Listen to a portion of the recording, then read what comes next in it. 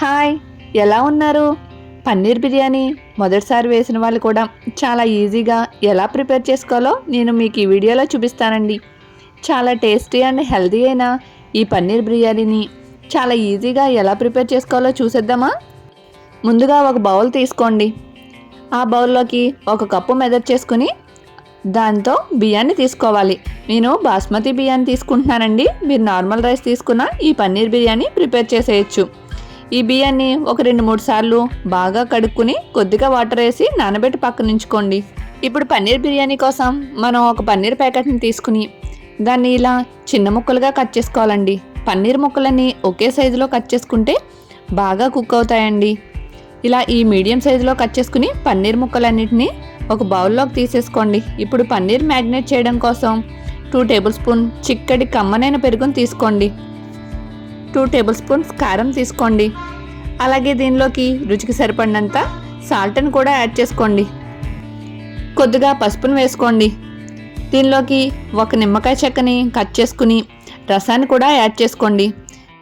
కొద్దిగా పుదీనాను కూడా యాడ్ చేసుకుని వీటన్నిటిని పన్నీర్కి బాగా పట్టే విధంగా బాగా కలిపేసుకుని పక్కన ఉంచేసుకోండి మ్యాగ్నేట్ చేసుకుని. ఇప్పుడు ఈ పన్నీర్ బిర్యానీలోకి ఆనియన్స్ని ఫ్రై చేసుకోవడం కోసం ఆనియన్స్ అన్ని ఇలా పొడవుగా కట్ చేసుకోవాలి. ఇప్పుడు స్టవ్ ఆన్ చేసుకుని ఒక కళాయిలో కొద్దిగా ఆయిల్ యాడ్ చేయండి. ఆనియన్ డ్రీ ఫ్రై చేయడానికి నేను ఎక్కువ ఆయిల్ యూజ్ చేయట్లేదండి.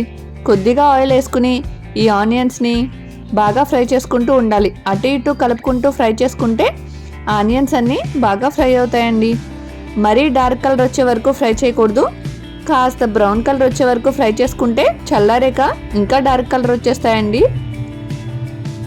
ఈ ఆనియన్స్ అన్నీ ఫ్రై చేసుకుని పక్కన ఒక ప్లేట్లో పెట్టేసుకోండి. ఇప్పుడు బిర్యానీ రైస్ ఉడకబెట్టుకోవడానికి ఒక వెడల్పాటి గిన్నెని తీసుకుని దానిలో కొద్దిగా ఆయిల్ యాడ్ చేసుకుని హోల్ బిర్యానీ మసాలా 3 పచ్చిమిరపకాయలు యాడ్ చేసుకుని ఫ్రై చేసుకోండి.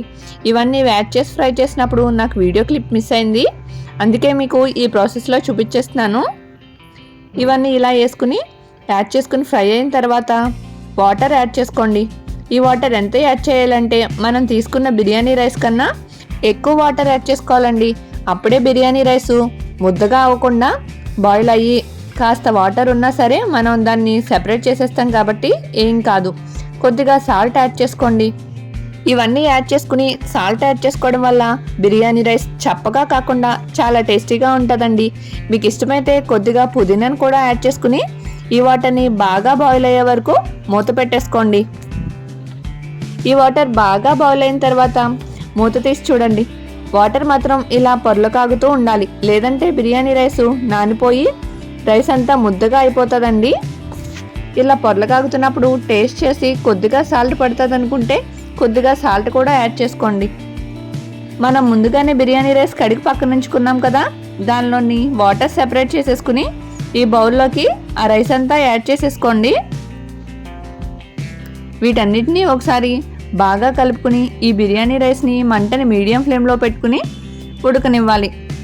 80% వరకు ఈ బిర్యానీ రైస్ ఉడికితే సరిపోతుందండి. ఈలోపు మనం ఒక కళాయి పెట్టుకుని దానిలోకి పన్నీర్ని ఫ్రై చేసుకుందాం. కొద్దిగా ఆయిల్, కొద్దిగా నెయ్యి యాడ్ చేసుకుని పచ్చిమిర్చిని యాడ్ చేసుకోండి. అలాగే మనం 2 టమాటాలని ముక్కలుగా కట్ చేసుకుని ఇలా మిక్సీ పట్టుకుని టమాటా ప్యూరీ చేసుకుని దాన్ని కూడా యాడ్ చేసుకోండి. 1 టేబుల్ స్పూన్ అల్లం వెల్లుల్లి పేస్ట్ యాడ్ చేసుకోండి. వీటన్నిటిని బాగా ఫ్రై అవనివ్వాలండి.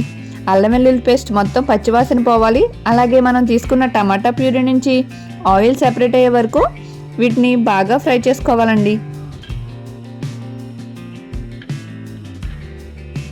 ఇలా ఆయిల్ సెపరేట్ అయ్యే వరకు ఈ టమాటా ప్యూరీని బాగా ఫ్రై చేసుకోవాలండి.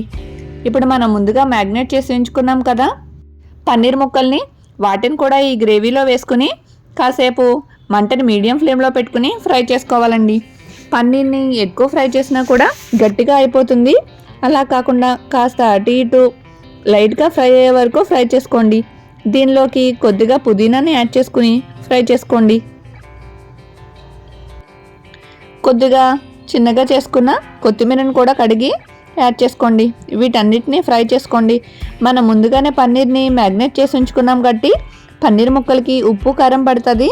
కాస్త ఫ్రై చేసుకున్నాక కొద్దిగా కసూరి మెతిని యాడ్ చేసుకోండి. పన్నీర్ కర్రీ కానీ బిర్యానీ కానీ ఎప్పుడు చేసుకున్నా కసూరి మెతి కొద్దిగా యాడ్ చేస్తే దాని ఫ్లేవర్ మొత్తం చాలా టేస్టీగా అనిపిస్తుందండి. ఇప్పుడు 2 టేబుల్ స్పూన్ బిర్యానీ మసాలాను కూడా యాడ్ చేసుకోండి. ఇలా ఆయిల్ సెపరేట్ అయిపోయాక మనం ముందుగా ఫ్రై చేసి ఉంచుకున్నాం కదా ఉల్లిపాయ ముక్కల్ని, వాటిని కొద్దిగా యాడ్ చేసుకోండి. ఈలోపు మనకి పక్క స్టవ్ మీద ఉన్న బిర్యానీ రైసు ఉడికిపోతుందండి. ఈ బిర్యానీ రైసు బాగా మెత్తగా ఉడకనవసరం లేదు, 80% వరకు ఉడికిపోతే సరిపోతుంది. ఇప్పుడు స్టవ్ ఆఫ్ చేసేసుకుని మనం ముందుగా ఫ్రై చేసి ఉంచుకున్నాం కదా పన్నీర్ ముక్కల్ని, దానిలోకి ఈ బిర్యానీ రైస్ని వాటర్ లేకుండా సెపరేట్ చేసేసుకుని ఈ ఫ్రై చేసుకున్న పన్నీర్ ముక్కల్లో యాడ్ చేసేసుకోండి. మొత్తం రైస్ అంతా ఇలా వాటర్ లేకుండా సెపరేట్ చేసేసుకుని ఈ పన్నీర్ ముక్కల్లో యాడ్ చేసేసుకోండి. దానిపైన కొద్దిగా కొత్తిమీర పుదీనాను కూడా యాడ్ చేసుకోండి. నేను దీనిలోకి ఎటువంటి ఫుడ్ కలర్స్ వాడట్లేదండి. కొద్దిగా నెయ్యిని వేడి చేసుకుని దానిలో పసుపు యాడ్ చేసుకుని బాగా కలుపుకుని ఈ బిర్యానీలో పైన అలా నెయ్యిని యాడ్ చేసుకోండి. అప్పుడు అక్కడక్కడ ఫ్లేవర్లో మనకి పసుపు కలర్తో ఈ రైస్ వస్తుందండి.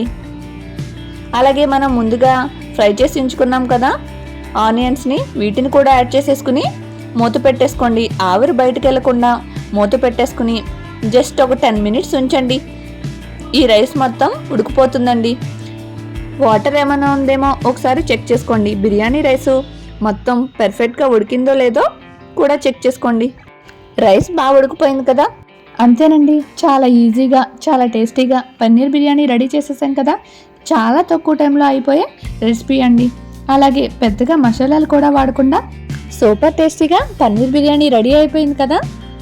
అయితే నా వీడియోని చిన్న లైక్ చేసి నా ఛానల్ని సబ్స్క్రైబ్ చేసుకోండి. ఈ పన్నీర్ బిర్యానీ మీ ఇంట్లో కూడా ట్రై చేసి ఎలా వచ్చిందో కామెంట్ చేయడం మాత్రం మర్చిపోకండి. Thank you so much for watching.